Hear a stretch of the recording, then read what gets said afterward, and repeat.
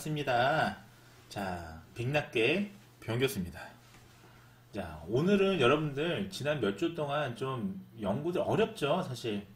우리가 머신러닝이나 뭐 이런 기계학습 이용해서 패턴을 찾아낸다라는 거, 또 빅데이터를 이용해서 어떤 답을 찾아낸다는 게 사실 쉬운 일이 아니에요.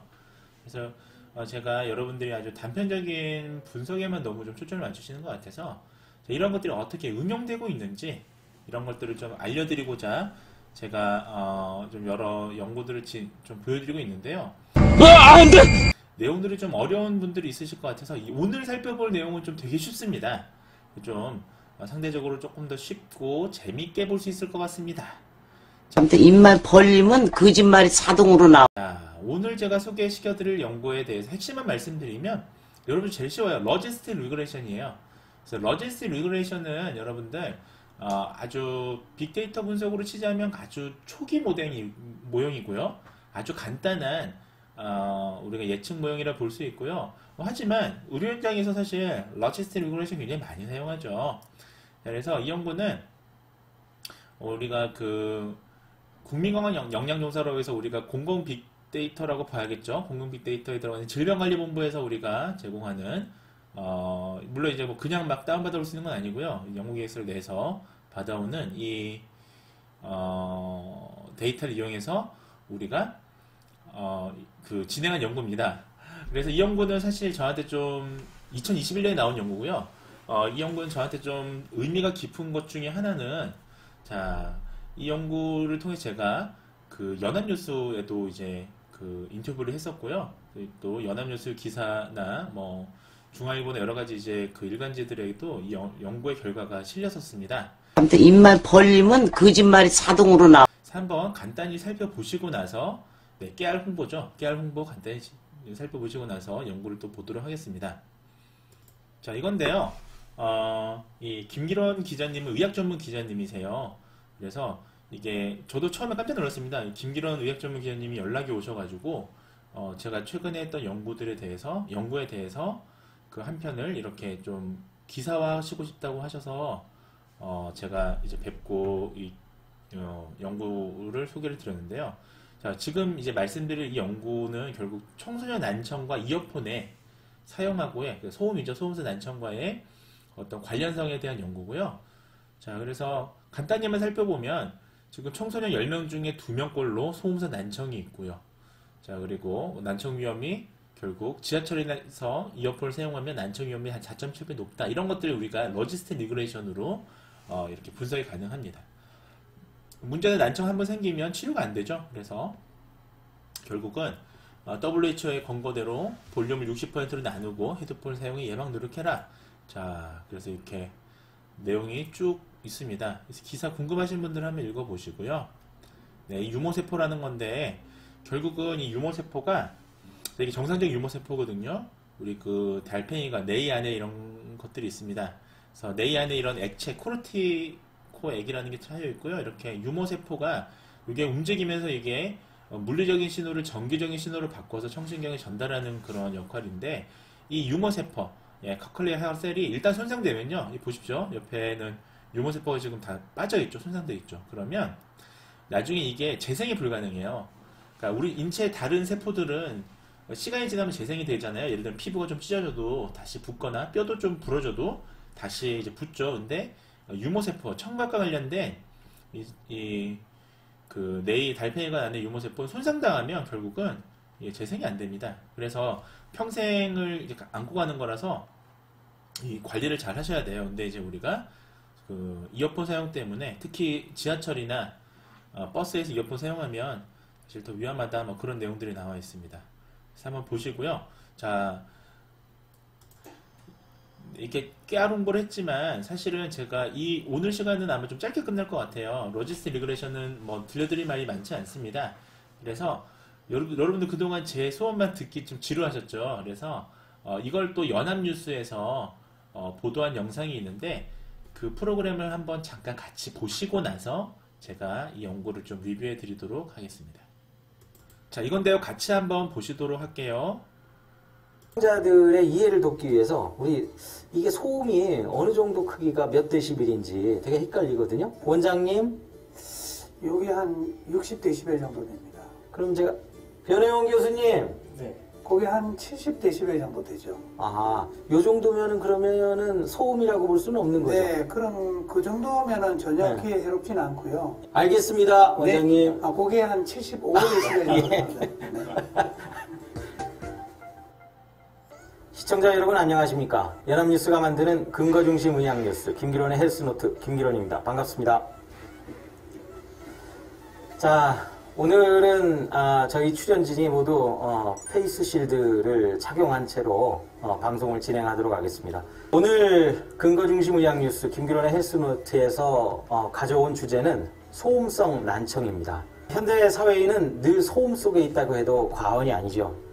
우리가 출퇴근 때 이용하는 지하철과 버스 속에서도 소음에 늘 시달리고요. 길을 걷다가도 공사장의 소음 속에 노출되기도 합니다. 그런데 요즘 전문의들 사이에서 소음성 난청에 대해서 주의를 경고하는 목소리가 커지고 있습니다. 특히 청소년들이 이대로 가다가는 나중에 이 소음성 난청 때문에 심하다 싶을 정도의 난청을 겪을 수 있다라고 하는 경고가 쏟아져 나오고 있는데요. 그래서 제가 오늘 고른 논문은 국제학술지 의학 최신호에 나온 논문입니다. 인제대 백병원 메디컬 빅데이터 전공 변혜원 교수팀이 우리나라 청소년 532명을 대상으로 분석을 해봤는데요. 놀랍게도 이 중에 22.6%나 되는 청소년이 소음성 난청으로 진단이 됐습니다. 오늘 이 자리에 인제대 변혜원 교수님과 그리고 이비인후과 전문의 김성근 원장님 모셔서 자세한 얘기를 한번 나눠보도록 하겠습니다. 소음성 난청, 혹시 자녀가 이어폰을 늘 착용하고 있다고 하면 오늘 방송을 좀 주의 깊게 들어보셨으면 하는 바람입니다. 자, 우선 변 교수님. 네. 소음성 난청이 이렇게 심각하다는 게 이번에 국내에서는 그래도 좀 근거 있는 데이터로 나온 것 같은데요. 네. 연구 결과에 대해서 조금 더 자세히 한번 설명을 해주시죠. 네. 이번 연구 결과는 청소년 532명을 대상으로 예. 진행된 역학 연구입니다. 그래서 이 연구의 결과를 좀 간추려서 설명을 드리자면 첫 번째 의의는 말씀하신 대로 100명 중에 22명 가까이가 청소년들이 난청의 기준에 해당되는 사람들이었다는 점이고요. 네. 두 번째는 주관적으로 본인 스스로가 청력 문제를 가지고 있다고 인지하는 청소년이 약 16% 정도였다는 것입니다. 놀라운 사실은 이제 이 두 가지 격차를 우리가 계산을 해본다면 실제로는 본인이 주관적인 청력 문제를 인지하지 못하는데도 불구하고 난청의 기준에 해당되는 사람이 100명 중에 6명, 약 유병률이 6%였다는 점인데요. 가장 또 주의해야 될 부분은 지하철이나 버스 등의 교통수단 내에서 이어폰을 청음하는 그런 청소년들이 그렇지 않은 청소년들에 비해서 이것을 80분 이상 청취했을 때 약 4.7배 정도 위험률이 더 높게 나왔다는 것이 주목할 만한 결과라고 할 수가 있겠습니다. 네. 원장님, 그 소음성 난청이라는 게 도대체 어떤 질환입니까? 네, 이게 소음성 난청은 말 그대로 예. 큰 소음, 예. 큰 소음에 노출될 때 우리 귀 중에 예. 가장 안쪽에 있는 뇌이라는 데가 있습니다. 예. 속귀죠. 예. 그 중에서도 달팽이관, 청각을 예. 담당하는 쪽인데요. 예. 영구적으로 큰 소음에 노출되어서 손상을 입는 경우에 예. 영구적인 손상이기 때문에 회복이 안 됩니다. 이비인후과에서는 한 85dB 이상의 소리만 지속적으로 노출되면은 소음성 난청이 올 수 있다라는 만성의 소음성 난청이 있고요. 또 폭발음이나 아주 큰 소리에 노출된 경우에 일시적으로 멍멍할 수가 있죠. 그렇죠. 그것도 일종의 소음성 난청입니다. 큰 소음에 갑자기 노출된 경우에는 응급 상황으로 약을 쓰게 되면 일부는 돌아올 수도 있습니다. 근데 이제 지금 요새 부각되고 있는 청소년들 소음성 난청은 자기도 모르는 사이에 지속적으로 노출되기 때문에 예. 이게 정도도 더 심해지고 늦게 발견되는 경우가 많죠. 자, 그 소음성 난청 이제 언뜻 교수님 이제 설명을 드리니까 좀 이해가 되는데요. 버스나 지하철에서 이어폰을 쓰는 게 소음성 난청과는 어떤 연관관계가 있는 굉장히 거죠? 중요하죠. 보통 우리가 버스나 지하철에 예. 소음이 80dB 정도 됩니다. 아, 그러면 생리적으로 예. 우리 사람은 주변의 소음보다는 한 10dB 정도의 예. 더 큰 소리를 들어야만 자기가 만족하고 들을 수가 있습니다. 그래서 결론적으로 따져보면 90dB 정도의 소리를 들어야만 내가 만족해서 들을 수가 있죠.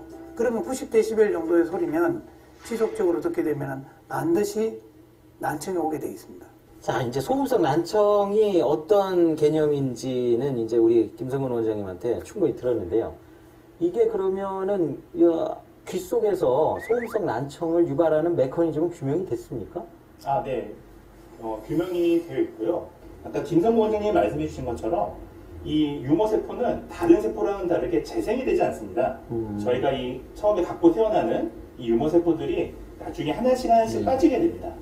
지속적으로 큰 소음에 노출이 된다면 이 근육들이 상당히 피로해지게 됩니다. 이것이 이제 지속적으로 손상을 입게 되면 유머세포가 결국 손상이 돼서 결국은 이제 되돌릴 수 없는 이제 소음성 난청의 메커니즘이라고 볼 수 있겠습니다. 이 유머세포가 손상되기까지 지속적으로 노출돼서 이게 시간이 굉장히 오래 걸립니다. 그래서 한 선행 연구에 따르면 한 10년 정도 계속 소음에 노출이 되다 보면 예, 난청이 더 급격하게 올 수가 있습니다. 예. 소음성 난청이라고 느껴서 병원에 오는 경우가 있습니까? 본인이 느낄 수 있을 정도면 이미 좀 많이 진행이 된 거죠. 그래서 이제 소음성 난청이 오게 되면 보통 TV 볼륨을 좀 올리고요. 예. 사후정 소리를 듣습니다. 왜냐하면 못 말을 알아듣는 정확하게 못 알아듣기 때문에. 그리고 예를 이제 들면은 뭐 어떤 뭐 사랑한다, 자랑한다 이런 걸 구분을 못하죠. 그러니까 자음을 못 듣게 됩니다. 뭐 사랑합니다를 자랑합니다로 네, 그렇게 뭐 시옷, 지읒이 구분이 안 되기 때문에 예. 못 듣기 때문에 그런 거죠. 이제 대부분 또 이명도 동반이 되죠. 그래서 제가 강조하고 싶은 거는 청력 검사가 가장 중요합니다. 소음성 난청은 단순한 청력 검사로도 쉽게 찾아낼 수 있습니다. 예. 진단을 할 수가 있죠. 1년에 한 번씩은 병원에 들르거나 아니면은 학교 검진을 통해서 네. 청력 검사를 꼭 해야 네, 된다. 그 이제 학교에서 그 청력 검사를 할 때 이제 그런 지적이 좀 있더라고요. 그 중증 정도의 소음성 난청만 찾아내고 너무 가벼운 이제 조기에 빨리 찾아내야 되는 그 소음성 난청은 찾아내지 못하는 것 아니냐. 이제 이런 얘기가 좀 있는데요. 그 진단을 내리는 데는 아주 쉽습니다. 예. 근데 이제 그 진단하는 검사가 이제 가장 간단한 검사가 수능인데요. 예, 수능이라는 수능이라는 것은 이제 주파수별로 예. 그 단순한 음이죠. 예. 근데 보통 이제 일반적으로 우리가 건강검진에서는 보통 이제 소음성 난청이 초기에 올 때 4000Hz에서 오거든요. 그쪽에 청력이 떨어지는지만 포함을 시키면 예. 아주 간단하게 조기에 진단을 내릴 수가 있죠. 그래서 수능 청력 검사, 간단한 수능 청력 검사로 한 10분 내에 예. 누구나 다 소음성 난청 가장 초기도 발견할 수가 있습니다. 어떻게 요즘 진짜 그 청소년들 중에 그 소음성 난청으로 오는 비율이 어느 정도나 됩니까? 청소년 중에 예. 학생들 중에 예. 50% 이상이 소음성 난청이라고 보면 됩니다. 뭐 나머지는 뭐 유전성 난청이라든지 약물 중독으로 인한 난청이라든지 이런 게 예. 있겠지만 가장 많은 게 이제 소음성 난청입니다. 원장님 그 소음성 난청을 그러면 이게 청소년기에 소음성 난청이 왔는데 뭐 그 이후로도 예방적 조치를 더 하지 않는다고 했을 때 성인이 되고 더 컸을 때 어떤 문제가 생기죠? 굉장히 심각하죠. 그게 네. 소음성 난청은 이게 처음에는 4kHz에서부터 떨어지지만 예. 점점 이제 저음대까지 떨어지게 되면 예. 거의 말을 못 알아듣게 됩니다. 그럼 아. 사회활동을 못 하게 되죠. 소음성 난청이 제일 무서운 게 뭐냐면 소리는 들어요. 듣는데 이게 무슨 말인지를 못 알아듣는 거죠. 그럼 직장 생활을 못 하게 되죠. 예. 그렇기 때문에 거의 사회활동을 못 할 지경까지 가는 경우도 있습니다. 아, 야 상당히 심각하네요. 네. 이게 소음성 난청을 조기에 진단해내는 게 제가 보기엔 무엇보다 중요해 보이는데 학교 교육이 제대로 이루어지고 있는지 좀 궁금하거든요. 어떻습니까? 외국과 비교해서 한번 말씀 좀 해주시죠. 아, 네. 말씀하신 대로 예. 소음성 난청이 청소년기에 굉장히 유병률이 높음에도 불구하고 예. 실제 학교 현장에서는 감염성 질환에 비해서는 상대적으로 소홀한 것이 좀 사실입니다. 특히 유럽에서는 휴대용 음향 기기를 90dB 이상을 듣지 못하도록 이렇게 조치를 좀 법적으로 규제하는 부분들이 있었습니다. 또 또한 WHO에서도 최근에 보면 60-60 운동이라고 해서요. 저희가 들을 수 있는 최대 가청의 60%를 하루 60분 이상 듣지 못하게 하는 운동들이 있어 왔는데 60분 이상 듣지 말고 소리를 최대 볼륨의 음량의 60% 정도로 네, 들어라. 네. 자, 소음성 난청으로 이제 병원에 왔단 말이에요. 네. 그러면은 병원에서 어떤 치료법이 있습니까, 지금? 치료법은 애석하게도 없습니다. 없고 이제 집안 내력이 있거나 이런 경우에는 예. 소음에 취약하기 때문에 예. 평소에 조심을 해야 되고요. 예. 그 다음에 이제 만약에 병원에 와서 청력 검사를 했는데 소음성 난청이 있으면 예. 그때부터라도 소음에 노출이 안 되게 본인이 스스로 조심해야 되겠죠. 근데 이제 제가 꼭 그 강조하고 싶은 것은 이 소음성 난청의 초기 증상 중에 특징적인 것이 예. 주변 소음이 약간만 있어도 상당히 듣는데 힘듭니다. 그래서 예를 들어서 뭐 이 지하철에서 이제 이어폰을 쓰게 되면 예. 지하철 주변에 있는 소음 때문에 소리를 못 듣잖아요. 예. 그러면 지하철 소음이 더 불편해지기 때문에 소리를 더 점점 키우게 되죠. 그렇죠. 그래서 이게 악순환이 돼서 청력이 급작스럽게 나빠질 수 있습니다. 그래서 조기에 발견해서 조기에 예방하는 것이 가장 좋은 방법입니다. 자, 이제 뭐 그러면은 결국은 소음성 난청이라고 하는 거는 이제 예방밖에 없을 것 같은데. 저는 한 가지만 말씀드리겠습니다. 네. 당장 이어폰을 쓰지 마시고 어. 헤드폰으로 바꾸십시오. 예. 이게 주변에 있는 지하철이나 버스에 있는 소음, 외부 소음을 막아주기 때문에 예. 볼륨을 그렇게까지 올릴 필요는 없겠죠. 자, 그러면 오늘 두 분의 전문가께서 소음성 난청을 예방할 수 있는 방법을 여러 가지를 제시를 하셨는데요. 그걸 한번 요약을 다시 한번 좀 해보겠습니다. 자, 이어폰보다는 헤드폰을 쓰는 게 낫다. 원장님이 말씀하신 것이었고요. 그리고 우리 변 교수님이 말씀하신 것 중에 이어폰을 쓰더라도 사용 시간은 한 번 들을 때 60분을 최대 넘기지 말아라. 볼륨은 최대 볼륨의 60% 이내에서 듣도록 노력해라.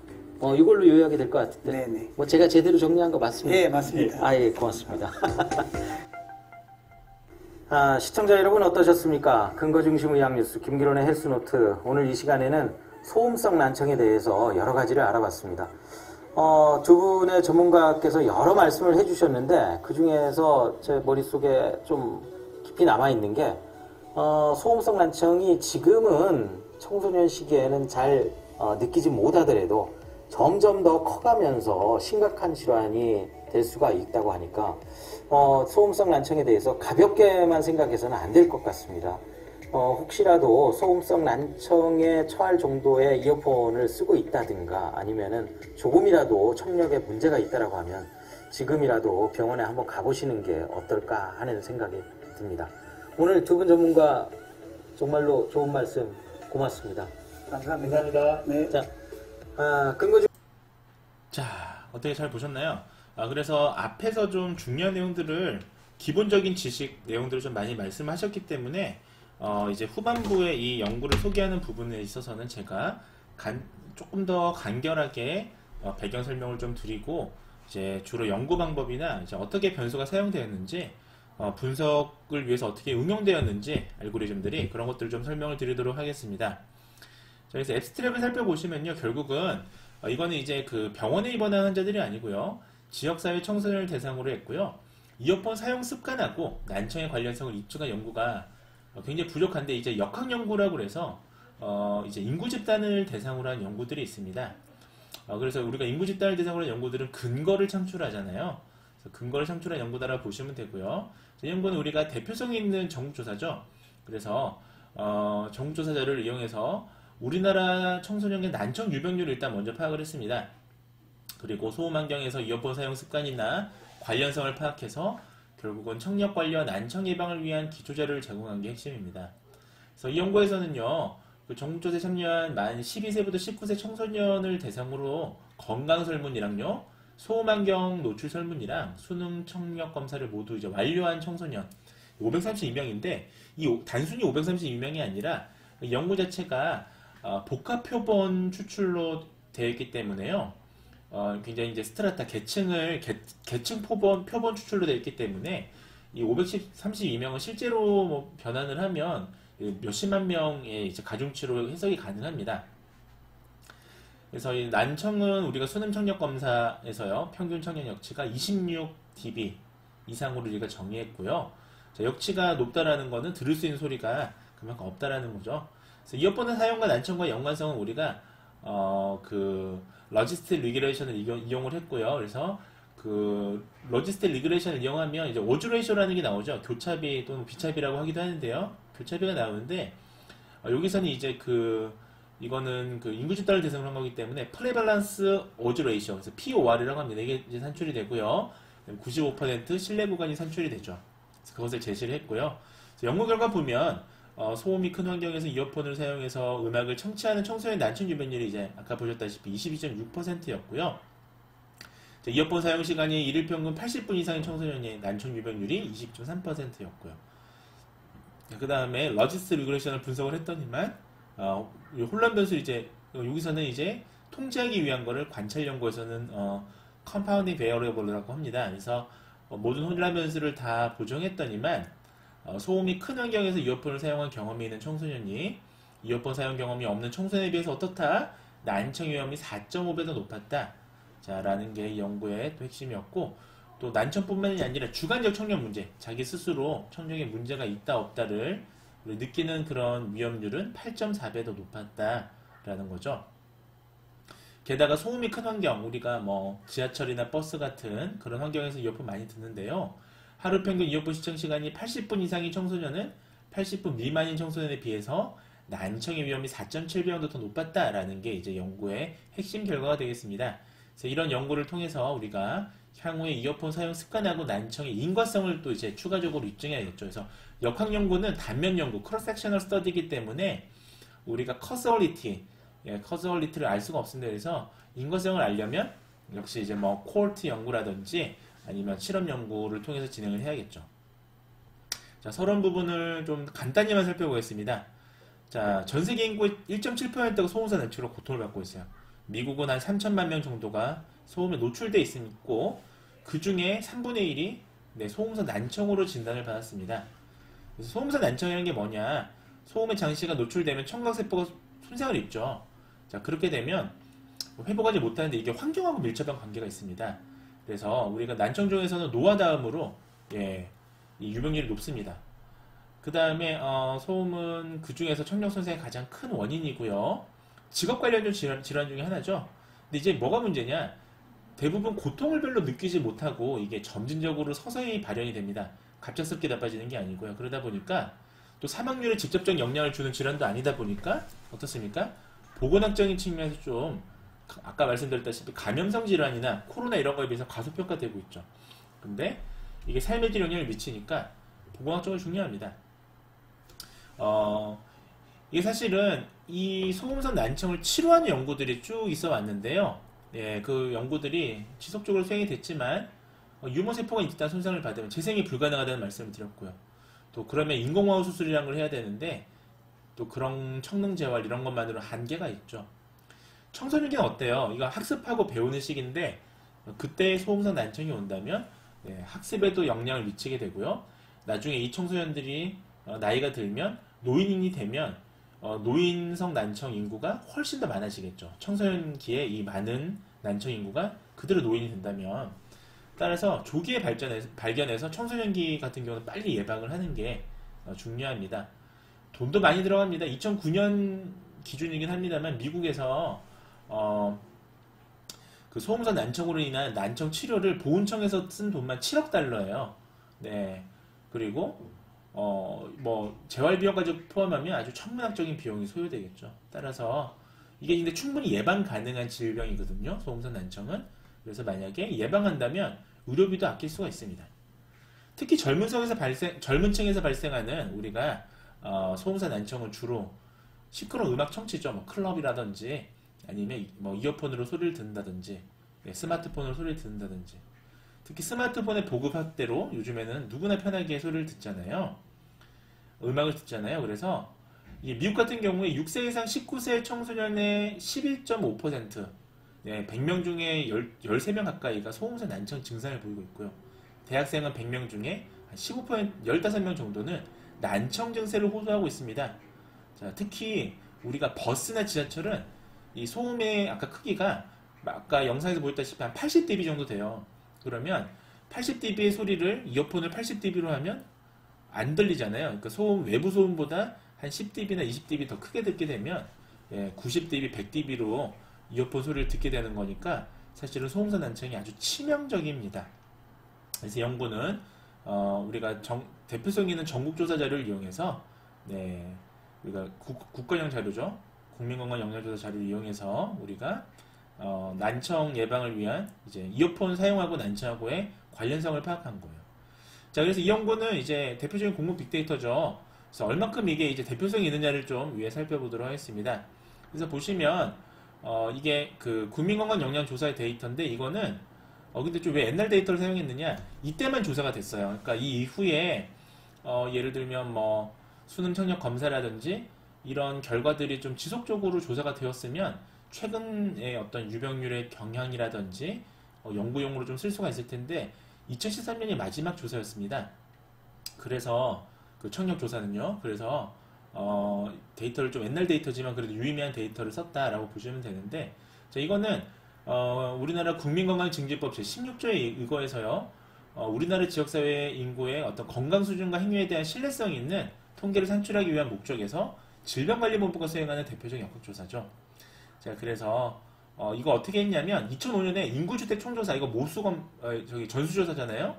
인구주택 총조사를 기준으로 2단계 층화 진명 표본 설계를 합니다. 그래서 이게 Two Stage Stratified Clustering Sample이라고 여기 지금 중간에 나와 있는데요. 그래서 이 표본을 대상으로 조사를 수행했고요. 그러니까 스트라타가 되어 있는 거죠.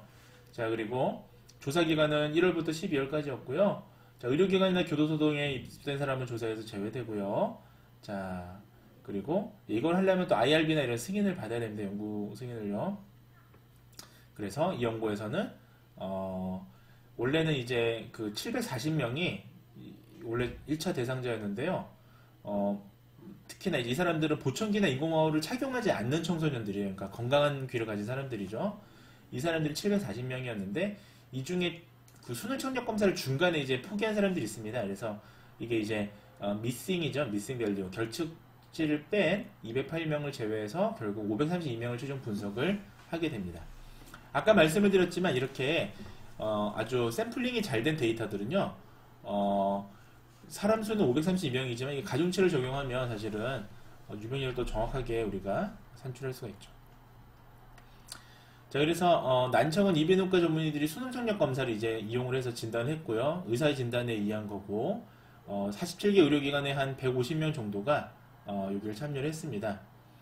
그래서 여러 가지 검사들 보시면 방음 부스에서 보시면 AD229B라는 이런 걸 이용을 해서요. 또 청력에 미치는 영향을 뭐 왜 이상 뭐 이런 것들을 다 산출성 중이염까지 기록을 합니다.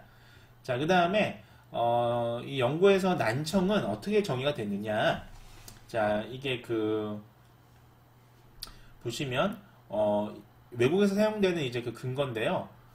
결국은 500Hz, 1000Hz, 2000Hz, 3000Hz에서 청력 역치를 사용해서 좌측기와 우측기의 4분법에 의해서 평균 청력 역치를 구합니다. 4분법은 이 4개를 해서 4로 나누는 게 4분법이죠. 자, 그래서 소수점 이하는 이제 버리는 방식으로 입력을 했고요. 자, 그래서 평균 청력 역치가 24 이하면 정상, 25 이상부터 난청으로 분류했고요. 원래는 뭐 난청도 뭐 경도, 중도, 뭐 중등도 이런 게 있는데 최고도 이런 게 있는데 그 대상수가 적다 보니까 너무 쪼개면 연관성이 좀 잘 안 나옵니다. 그래서 그냥 25 이상부터는 그냥 히어링 로스 난청이다라고 분류를 한 거예요. 자, 이어폰 사용 습관은 어떻게 봤느냐? 소음 노출은 자가보고식 설문으로 조사가 됐고요. 그 다음에 뭐 그거 외에도 뭐 그 생활 환경 소음 노출, 그 다음에 생활 환경의 소음 노출에서 보호 장비를 착용했느냐, 갑작 폭발음처럼 큰 소음에 노출된 것들도 같이 함께 쭉 조사를 했습니다. 자, 이어폰은 또 80분 이상 80분 이하로 우리가 2분형으로 나눴고요. 원래는 연속형 컨티뉴스 베어러블로 우리가 조사가 됐는데 이건 제가 이제 임의로 나눈 겁니다. 왜냐하면 이렇게 하나씩 또 이게 변환하면서 그 분석을 하다 보니까 80에서 유의미한 값이 나와서 80 이상 80 미만으로 구분했었습니다. 근데 이게 사실은 이런 게 근거가 있어야 돼요. 제가 이 연구도 이 메디신이라는 저널이 옛날에는 임팩트 팩터가 6 정도 됐었는데요. 지금은 옛날보다는 이제 반토막 많이 떨어졌는데 이 메디시는 저널 되게 오래된 저널이에요. 한 130년 좀 된 저널인데요. 독일 저널이죠. 근데 요게 실기 전에 사실은 이 저널도 다른 데다 투고를 많이 했었었는데 그때마다 이제 굉장히 많이 지적이 옵니다. 리젝 당하기도 하고요. 그때 그 제일 많이 지적 나온 게 이거였어요. 왜 이거 임의대로 80분 미만, 80분 이상으로 그 2분용으로 구분했느냐. 이 근거가 뭐냐. 도대체 80분이란 근거가 뭐냐. 이게 정말 이 연구의 최대 약점이었었어요. 근거가 없죠. 이 연구가 이제 근거가 되는 거죠. 앞으로 이제 이어폰 사용 시간에 연구를 하시는 분들은 80분이라는 기준을 사용할 땐 제 연구를 인용하시면 됩니다. 자, 그 다음에 뭐 음주부터 쭉 들어갔고요. 컴파운드 팩터는 뭐가 들어갔느냐? 자, 컴파운드 팩터는 소음 환경 노출과 연관성을 알아보기 위해서는 우리가 보정해 줄 수 있는 컨트롤이 필요하잖아요. 그래서 우리가 여기에는 뭐 인구사역적 요인도 있고요. 자, 모델 인구사역적 요인도 있고 뭐 그 외에도 상당히 많이 지금 들어가 있습니다. 그래서 뭐 평생 흡연은 어떻게 정의가 되는지 WHO에 따라서 100개피 이상의 담배를 폈으면 뭐 흡연 경험이 있다 뭐 이런 식으로 이제 조사가 되었다라는 내용들이 쭉 나와 있습니다. 자, 그 다음에 통계 분석은 어떻게 했느냐? 자, 통계 분석은요, 우리가 연관성을 파악하기 위해서 가장 이제 쉽게 하는 방법은 리그레션이죠. 그래서 원래 이것도 사실은 원래는 이 연구가 이 메디신을 내기 전에는 Generalized Linear Mixed 모델이라고 해서 GLMM이라고 있습니다. GLMM은 뭐냐면요, 자, Fixed 모델하고 이거 이제 그 랜덤 모델이랑 랜덤 이펙트 모델이라는 걸 만들어요. 그래서 고정 효과 모델 뭐 그다음에 별량 효과 모델 이렇게 나누는데 우리가 그 조사할 때 보면 이게 어쩔 수 없이 들어간 것들이 있어요. 뭐 지역이라든지 뭐 그런 것들. 자, 그래서 우리가 지역에 따라서 조사된 게 다를 수가 있잖아요. 그래서 이런 것들을 랜덤 이펙트라고 합니다.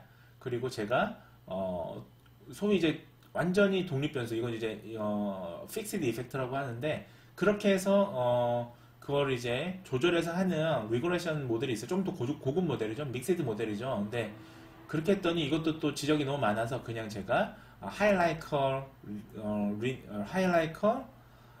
러지스텔 리그레이션 모델을 사용을 했었어요. 네, 좀 얘기가 길어졌네요. 자, 그래서 여기 보시면 이제 세 개의 스터디 모델이고요. 하나는 크루드 모델. 네, 이게 이제 이별량 모델이 되겠죠.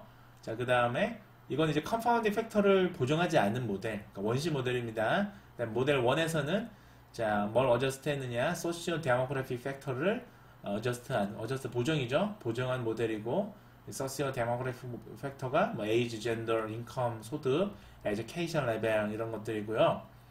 모델 2에서는 어저스트를 뭘 했냐, 추가적으로 저기 헬스 팩터들, 뭐 스모킹, 뭐 드링킹, 디프레션 뭐 이런 것들 있죠.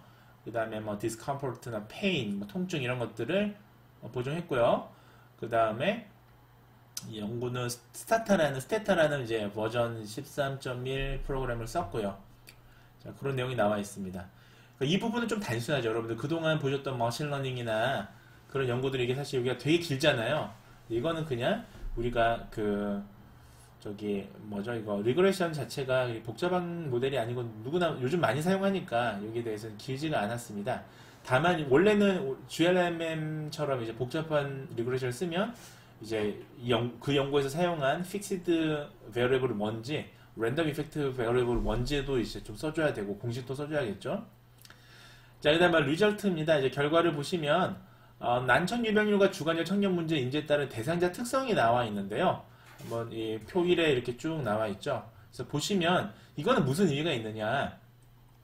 1차적으로 우리가 저 카이 제곱 검정을 통해서 각 이 변이 좀 많이 들어가잖아요. 이것들을 다 변수라고 하는데 각 변인들이 히어링 로스랑 서브젝티브 히어링 프로블럼이랑 이런 것들을 볼 때 이게 관련이 있는지, 그러니까 여기서 나오는 게 일종의 리스크 팩터를 일종의 아주 예비적인 포텐셔널한 리스크 팩터를 보는 거예요. 있는지 없는지.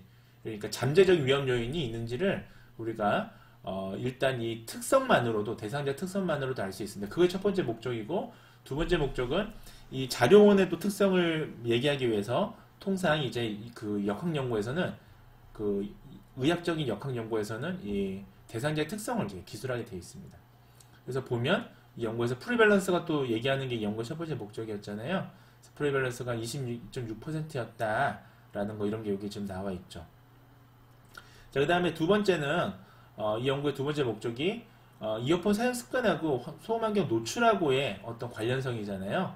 자, 그래서 이어폰 사용 여부하고 소음환경하고 그 노출하고의 이제 관련성을 살펴봤더니만 여기 이제 그 어즈 레이쇼, 프리밸런스 어즈 레이쇼가 지금 나오고 있습니다. 그래서 여기 보시면 소음이 큰 환경에서 이어폰 사용 경험이 있는 청소년 같은 경우는 네, 이어폰 사용 경험이 없는 청소년에 비해서 어떻다? 난청 위험이 한 4.5배 정도, 프리밸런스 오즈 레이쇼가 4.5배 정도 나왔다. 95% 신뢰 구간도 이렇게 나왔다라고 나와 있습니다. 그 다음에 소음이 큰 환경에서 하루 평균 이어폰 사용 시간이 80분 이상인 청소년은 80분 미만인 청소년에 비해서 난청 위험이 역시 프리밸런스 오즈 레이쇼가 4.68이니까 4.7배 정도 높았다. 이렇게 해석이 되고 있습니다. 또 반면에 우리가 생활환경 소음 노출이나 뭐 보호장비 착용, 폭발음 같은 게 사실은 되게 우리가 소음사 난청의 원인이 될 것 같은데 이런 거는 순간적인 소음 이런 거는 사실은 난청하고 유해만 관련은 없었다라는, 사실 유해만 관련이 없으면 보통은 연구 결과에 잘 안 쓰는데요. 그러니까 의외로 이런 거는 없었다라는 거 여기 지금 기술이 돼 있죠. 그 다음에 마지막 이제 세 번째는 뭐가 나와 있느냐? 그러면 이어폰 사용 습관하고 그 다음에 소음환경 노출이나 주관적 청력 문제 인지하고는 어떻게 관련이 있느냐에 대해서 분석한 결과값이 또 여기 섹션에 나와 있습니다. 그래서 보시면 우리가 모든 혼란 변수를 보정한 이후에도 보면 모델 2에서요 보면 소음이 큰 환경에서 이어폰을 사용한 경험이 있는 청소년은 이어폰 사용 경험이 없는 청소년에 비해서 주관적 청력 문제 위험이 약 8.4배, 굉장히 높죠. 프리밸런스 오즈 레이쇼가 굉장히 높게 나왔습니다. 그 다음에 이어폰 사용 시간이 80분 미만인 경우는 사실은 유의미하게 관련성이 없었다. 결국은 80분 이상이라는 게 사실은 dose response죠. 그러니까 dose response가 뭐냐면 의학에서는 용량 반응 관계라고 얘기합니다. 그러니까 X가 많이 누적되면 Y도 더 심각하게 나오는 거, 이것을 우리가 dose response라고 하는데, dose response가 좀 발견이 되는데 그 컷오프가 80분인 거죠. 자, 그래서 사실 이제 여러분들이 회귀 분석으로 의학적으로 데이터를 돌려서 쓰게 되면 분석은 어렵지가 않은데요. 결과가 나온 걸 가지고 어떻게 잘 이제 요리하느냐, 디스커션이 되게 어렵습니다. 무슨 말이냐면 공학적 저널은 그냥 결과가 이렇다라고 얘기하고 조금 메커니즘만 얘기하면 끝나는데 이 역학이나 의학은 사람을 대상으로 하는 연구라서요. 굉장히 메커니즘을 길게 씁니다. 그러니까 예를 들면 어떤 현상이 발견되면 의학적인, 생리학적인, 뭐 아니면 해부학적인 내용들까지도 다 끌어서 왜 그렇게 나왔는지를 예측을 해줘야 돼요. 그래서 디스커션 조금 더 자세하게 한번 말씀을 드려볼게요. 그래서 의학, 다시 말씀드리지만 이런 빅데이터로, 의료 빅데이터로 회귀 분석 같은 걸 쓰게 되면 굉장히 자세하게 써야 됩니다. 디스커션을. 안 그러면 보고서가 리젝트 될 가능성이 되게 높아요. 자, 그래서 지금 이 연구에서 보면 핵심이 유병률을 봤더니 이어폰을 사용하는 사람들에서 이제 소음사 난청이 있는 경우가 22.6%, 청력 문제 인지율이 16.6%였죠. 자, 이게 얼마큼 많으냐? 이게 지금 우리나라 연구에서는 보면 13세부터 리라는 사람이 여기 한 거 보면 연구가 13세부터 19세까지의 청소년이죠. 그 사람들 2,879명을 대상으로 이제 연구를 했던 연구인데, 이게 수가 더 많더라도 좀 다릅니다. 이거는 이제 우리가 그 체계적, 아니 뭐야 이거 저기 아까 복합 표본에서 나온 거랑 그냥 단순히 사람 수가 많은 것도 달라요. 오히려 수가 적더라도 훨씬 더 그 근거가 있다고 보시면 됩니다. 자, 그래서 이 연구에서도 보면 수능 청력 검사랑 일상적 의사소통에서의 청취 능력, 어음 청력 검사 모두 이제 봤더니만 17.2%가 소음사 난청이었다는 거죠. 자, 그러면 어때요? 17.2%보다 22.6이니까 이게 더 사실은 많이 나온 거죠, 지금. 그 다음에 미국 청소년들은 어땠냐? US National. 그러니까 미국에도 그 국민건강 영양 조사가 있습니다. 이 역학조사를 봤더니 난청 유병률이 19.5%예요. 자, 그러면 종합하면 우리가 좀 더 높죠. 근데 종합하면 한국과 미국 청소년의 5명 중에 1명이 지금 난청을 가지고 있다는 겁니다. 사실 굉장히 심각하죠. 그래서 이 어떻게 또 적혀 있냐면 국민건강보험공단에 따르면 우리나라 난청 환자의 수가 2012년에 27만 명에서 2017년에는 34만 9천 명으로 연평균 4.8%씩 5년 동안 25%가 증가했어요. 매년 5%씩 증가한 거예요. 이거는 굉장히 심각한 거죠. 그 다음에 다른 연령대에 비해서 15에서 19세 증가폭이 가장 컸었습니다. 자, 그 얘기는 뭐예요? 청소년 난청이 굉장히 중요하고 이걸 감수하기 위한 국가적인 대책 마련이 시급하다라는 거죠. 자, 사실 이게 굉장히 중요하다라는 내용이고요. 자, 연구에서 앞부분은 지금 유병률에 대한 거였습니다. 연구 목적 첫 번째 유병률이고 두 번째가 이제 관련성이었죠. 그 앞에도 지금 굉장히 자세하게 쓴 거죠. 자, 단순히 이 연구는 이랬다가 아니라 다른 나라들과 비교하기도 하고 이 통계치에 대해서 해석도 해주고 이런 게 또 필요합니다. 리그레션 연구는 그래요. 자, 그 다음에 역학 연구, 의료 빅데이터는 그렇습니다. 자, 두 번째는 우리가 그 소음이 큰 환경에서 이어폰을 사용해서 큰 소리로 음악을 들은 경험이 있는 경우, 그다음에 이어폰 사용 시간이 80분 이상인 경우는 난청의 위험이 유의하게 높은 게 또 두 번째 연구 결과죠. 자, 그래서 보시면 다른 연구에서도 보면 매일 평균 60분 이상 이어폰 사용을 한 경우에 우리나라 대학생들 같은 경우에 난청과 관련있다는 연구도 있었고요. 자, 그 다음에 그 설문 연구에서도 보면 1시간 이상 이어폰을 사용하는 고등학생이 52% 절반 정도는 이어폰 사용 후에 주관적으로 청력이 나빠졌다라고 응답한 또 설문 연구도 있었습니다. 의학 연구는 아니고 이거는 이제 단순히 자가보고 설문이죠. 그 다음에 심지어 84.5% 학생들이 통증이나 이명을 호소했다라는 거예요. 자, 그런데도 불구하고 우리나라 휴대용 음향기기 사용 시간이 미국 청소년보다 깁니다. 그래서 우리나라 음향기기를 사용해서 1시간 이상 음악 청취를 하는 청소년이 24에서 27%, 그러니까 3명 중에 1명은 거의 1명 가까이는 1시간 이상 음악을 청취하는 거예요. 그리고 우리나라 청소년의 94.3%는 지난 3년 동안 매일 1시간에서 3시간 정도 휴대용 음향기기, 스마트폰이나 이런 거 들은 거예요, 음악을. 자, 근데 이게 뭐가 문제냐? 이어폰이라는 게, 자, 여러분 잘 아시다시피 신체 밀착형인데 이게 과도한 볼륨을 장시간 사용하면 이게 문제가 초래되는 겁니다. 특히 주변 소음이 평균보다 80dB 정도 높은 지하철이나 버스 같은 곳에서 큰 소리로 음악을 듣게 되면 더 크게 음악을 들어야 되니까 문제가 있는 거예요. 그래서 선행 연구에 따르면요, 조용한 환경에서 이어폰으로 음악을 청취한 경우에는 평균 청취 음압이 한 74dB 정도였는데요. 소음이 있는 시끄러운 환경에서는 이게 10dB 더 증가하더라라는 그런 내용도 있고요.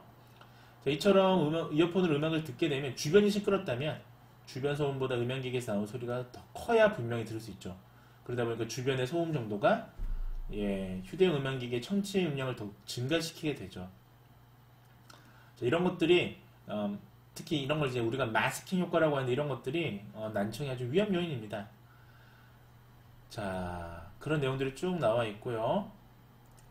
자, 그래서 연구들을 쭉 보면 휴대용 음향기기 10명 중에 3명이 우리가 80dB를 초과해서 듣더라라는 연구 조사 결과도 있었고, 네, 우리나라 청소년의 한 절반 가까이는 어떻다? 58.2%는 우리가 청취 음악 수준이 이를 권장 소음 청취 총량을 초과하더라. 그러니까 우리가 지금 굉장히 크게 듣는 거죠. 길게 듣고 세포가 손상이 됩니다. 자, 그런 내용이 나왔고 이 메커니즘에 대해서 소개가 되어 있습니다. 이제 간단히 아니라 한번 간단히 말씀드리면 소음선 난청이 초래하는 이제 메커니즘은 뭐냐면 외유모세포 손상이에요. 그래서 우리가 와우라는 게 달팽이관이죠. 이 안에 이제 외유모세포라는 게 있는데 이게 소리 자극이 반응해서 진동을 하게 됩니다. 유모세포가. 그러면서 소리가 청신경으로 전달이 정기적인 신호로 바뀌게 됩니다. 자, 이때 이 그 외유모세포가 굉장히 이제 약한 세포예요. 이건 재생이 안 됩니다. 근데 이게 소음이 발생하면 부동선모라는 게 있습니다. 이게 골절되면서 뒤틀림을 유발되고요. 절달력의 전달을 받아서 부동선모 사이에 팀 링크라는 게 있습니다. 그게 깨어지게 되면 신호 전달에 문제가 유발이 되죠. 자, 그래서 이게 우리가 일시적으로 큰 소음에 노출이 되면 뇌가 쉽게 피곤해져요. 귀가 피곤하죠. 멍멍해져요. 둔감해지죠. 일시적으로. 그래서 큰 소리를 해도 잘 안 들리죠. 클럽 같은 데 가면 오랫동안 큰 음악 듣다 보면 이제 옆에 친구들 말 잘 안 들리잖아요. 이게 이제 일시적으로 고주파를 못 듣는 일과성 소음선 난청이라고 하는 겁니다. 근데 문제는 이게 계속 지속이 되면 영구적 난청을 초래해요. 그래서 아주 심각한 건데, 그럼에도 불구하고 지금 청소년들이 선행연구에서 보면 우리 그 소형 음악기기로, 휴대폰으로 그 최대 음량으로 지금 듣고 있다라는 게 지금 문제인 거예요. 이게 시끄러운 음악에 노출이 돼서 소음선 난청이 생기면 본인이 쉽게 인지를 못합니다. 지금 제가 소리가 잘 안 들리는지를. 서서히 나빠지거든요. 그래서 교육이 좀 필요하다. 그런 내용이 나와 있고요. 그 외에 이제 좀 정책적인 내용이 나와 있습니다. 그럼에도 불구하고 우리나라는 지금 유럽은 2013년부터 EU에서는요, 보시면 8시간 이상 못 듣게 해요. 주당 40시간 이상 85dB 미만으로 듣게 지금 하고 있죠. 자, 근데 우리나라는 지금 그런 가이드라인이 거의 없습니다. 최근까지도. 그래서 몇 시간 듣지 마라 이런 게 없잖아요. 휴대폰 자유롭게 듣잖아요. 자, 그래서 가이드라인 제정이 요구된다라는 내용이고요. 자, 연구의 강점과 한계점으로 이제 마무리가 됩니다. 그래서 이 파트를 보시면요. 자, 이거는 이제 우리나라를 대표하는 역학 데이터를, 의료 데이터를 이용했으니까 이것은 소음 노출과 난청의 관계를 입증하였다는 데 있어서 굉장히 좀 근거성이 있죠. 그래서 강점이 있고요. 그냥 단순한 병원 데이터보다는 강점이 있습니다. 한계점이 뭐냐? 리미테이션으로 이제 마무리가 됩니다. 이 연구는 단면 연구예요. 그래서 크로스 섹셔널 스터디다 보니까 이어폰 사용과 난청의 통계적 연관성은 증명할 수 있지만 커설리티는 해석할 수 없다. 또 이제 뭐 약물 복용이 있습니다. 사실은 그런 약물 복용들에 대한 자료가 조사되지 않기 때문에 혼란 변수에 사실 약물 복용을 또 넣었어야 되고요. 그 난청 영향을 줄 수 있는 약물이요. 그 다음에 소음 노출 정도를 정량화해서 할 수가 없는 거예요. 그러니까 소음 노출 정도를 그냥 설문으로만 조사했으니까 이것을 사실은 좀 수량화해서 데이터를 조사했더라면 훨씬 더 정교한 데이터가 나왔겠죠. 연구가 이루어졌겠죠. 그래서 전향적 코호트 연구가 좀 요구된다라는 걸로 마무리되어 있습니다. 그럼에도 불구하고 여러분들 이런 역학 연구가 전 세계적으로 굉장히 많지는 않아요. 그래서 이런 역학 연구가 좀 사실은 그 근거 중심 의학을 만드는 데 있어서 사실 되게 중요하잖아요. 그래서 여러분들이 그 데이터 전문가가 되시기 위해서는 이런 근거를 창출하는 게 굉장히 중요한 일입니다. 그래서 잘 이런 것들을 앞으로 보셨으면 좋겠습니다. 자, 이 컨클루전 넘어가고요. 80% 이상 듣지 말을 이제 그런 내용이 되겠죠. 그래서 오늘 우리가 살펴보셨던 내용은 이 방법론적으로는 회귀 분석이었습니다. 그래서 여러분들 회귀 분석이 어떻게 이제 이렇게 실제 연구나 레포트에서 응용될 수 있는지를 우리가 한번 꼭 A부터 Z까지 한번 보셨습니다. 자, 여러분들에게 도움이 되셨으면 좋겠습니다. 자, 여기까지 보시고요. 여러분들 경청해주셔서 감사합니다. 다음 시간에 봐요.